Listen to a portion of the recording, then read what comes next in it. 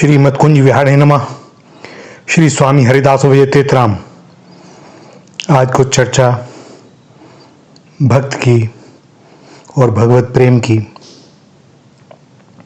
भगवत भक्त निर्भय होता है क्योंकि वह संपूर्ण जगत में अपने सच्चे प्राण प्रीतम सखा की मनोहर मूर्ति का दर्शन करता हुआ सर्वदा उन्हें गले लगाने को तैयार रहता है। भक्त अदम्भी होता है क्योंकि वह भगवान को संपूर्ण सृष्टि में देखता है, घट घट में देखता है। इसके कारण उसके भीतर अंदर बाहर का कोई भेद नहीं रह पाता। भक्त अक्रोधी होता है क्योंकि सारे संसार में वह अपने प्राण प्रीतम भगवान को ही देखता है, तो फिर वह क्रोध करे भी तो किस पर। भक्त निराभावी अभिमानी नहीं होता क्योंकि वह अपना सारा अभिमान अपने प्रभु के श्री चरणों में सबसे पहले समर्पण कर देता है। उसके पास अभिमान का अंश मात्र भी बचता ही नहीं। उसके पास तो होता है केवल दैन्य और कृतज्ञता। भक्त अकामी होता है क्योंकि पूर्ण काम परमेश्वर की प्राप्ति से उसकी सारी कामनाएं स्वतः ही पूर्ण हो जाती हैं और वह भगवान की इच्छा में अपनी इच्छा मिला देता है। यदि उसकी इच्छा का होता है तो प्रसन्न, और यदि उसके प्रतिकूल होता है तो अति प्रसन्न, क्योंकि जो हुआ वो भगवत इच्छा से हुआ और मैं जो आगे सोच रहा था वह मेरी बड़ी भारी भूल थी। प्रभु ने मुझे बचा लिया, उनकी बड़ी कृपा है मुझ पर।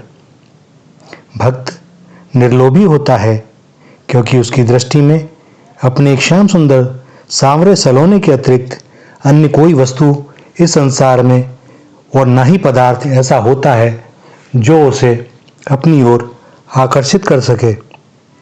भक्त सदा सुखी रहता है क्योंकि वह परम सुखरूप परमात्मा में अपना अस्तित्व मिलाकर वैसा ही बन जाता है।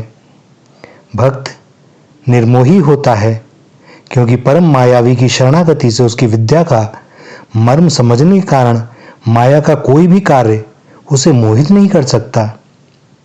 भक्त निरहंकारी होता है क्योंकि वह अपने ईश्वर के अहम में अपने अहम को सर्वथा मिटा देता है।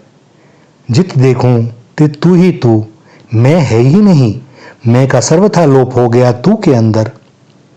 भक्त परम प्रेमी होता है क्योंकि वह भगवान के परम प्रेमी स्वभाव को पा जाता है भगवत कृपा से।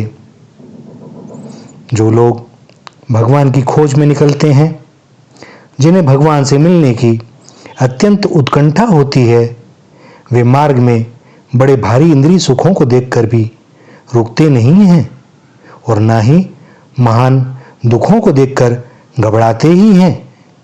वे तो अटल धैर्य के साथ केवल भगवान के भरोसे कहीं भी देखे बिना चुपचाप अपनी राह पर चलते ही चले जाते हैं। जो सुख पाकर उनमें रम जाते हैं और दुखों से घबराकर आगे बढ़ना छोड़ देते हैं, वे भगवान के लिए वास्तव में हृदय से आतुर ही नहीं हैं। सच्ची बात यह है कि वे सांसारिक दुखों से बचने और सांसारिक सुखों की खोज के लिए ही निकले हैं, भगवान के लिए निकले ही नहीं। जिनको भगवान की लगन लग जाती है वे तो केवल उन्हीं के लिए मतवाले हो जाते हैं। उन्हें अन्य कोई विषय, अन्य कोई चर्चा सुहाती ही नहीं। कोई भी वस्तु पदार्थ उनके मन को भाता ही नहीं। विषय सुख की तो बात ही क्या है, वे तो ब्रह्मा इंद्र आदि के पद को भी प्राप्त नहीं करना चाहते। स्वर्ग आदि की आकांक्षा का तो कहना ही क्या। जिनको भगवान से प्रेम हो गया है और जो अपने उस परम प्रेमी के चिंतन में ही सदा चित्त को लगाए रहते हैं, वे सारी त्रिलोक का वैभव मिलने पर भी आधे क्षण के लिए भी चित्त को प्रीतम के चिंतन से नहीं हटाते। ऐसा भागवत में भी कहा गया है।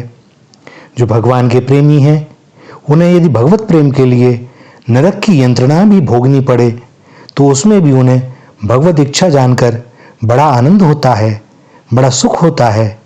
उन्हें नरक स्वर्ग या सुख दुख के साथ कोई सरोकार नहीं। वे तो जहां जिस अवस्था में अपने प्रीतम भगवान की स्मृति रहती है, उसी में परम सुख का अनुभव करते हैं।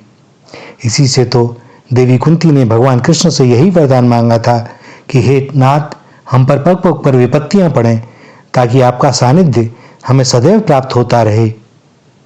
भगवान के प्रेमियों की दृष्टि में यह संसार इस रूप में नहीं रहता। उनके लिए यह सारा जगत संसार बदल जाता है। उन्हें दिखता है कि सब कुछ भगवान का ही है, सब कुछ भगवान ही है और सब कुछ भगवान की ही लीला है। अब वे किससे, कहाँ, क्या कहें, क्या बोलें, क्या सुख दुख को समझें, जब सब कुछ वही है और प्रत्यक्ष दिखाई दे रहा है, तो अब किसी से कोई शिकायत कैसी।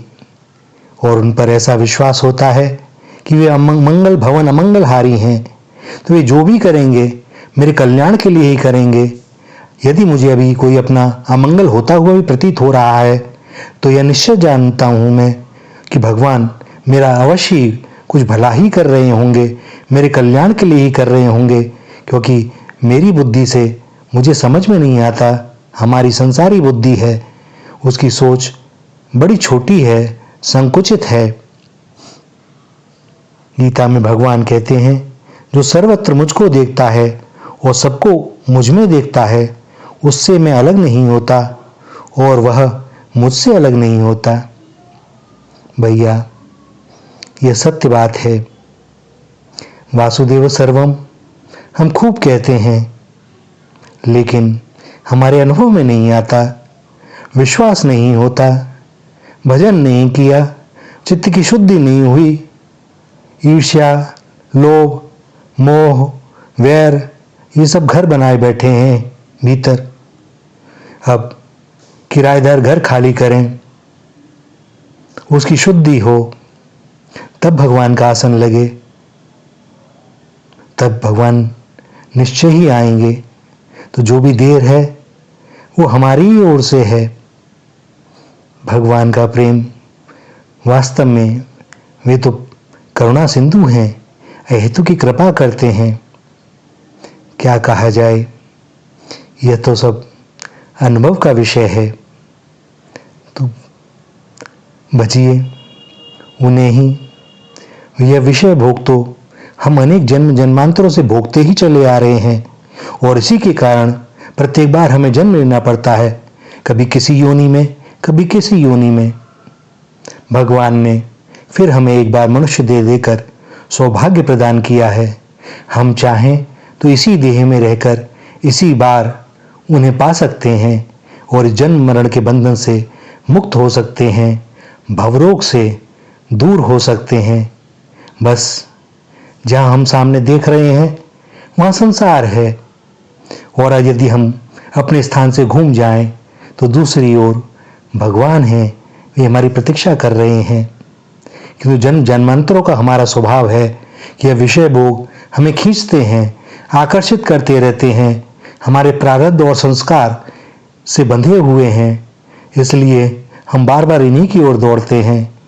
भैया, कभी रुक जाओ, थोड़ी देर ठहरो, विचार करो, चिंतन करो और देखो, वे परम आनंद में, परम मंगल में भगवान हमें अपने अंक से लगाने को आतुर हैं, प्रतीक्षा कर रहे हैं।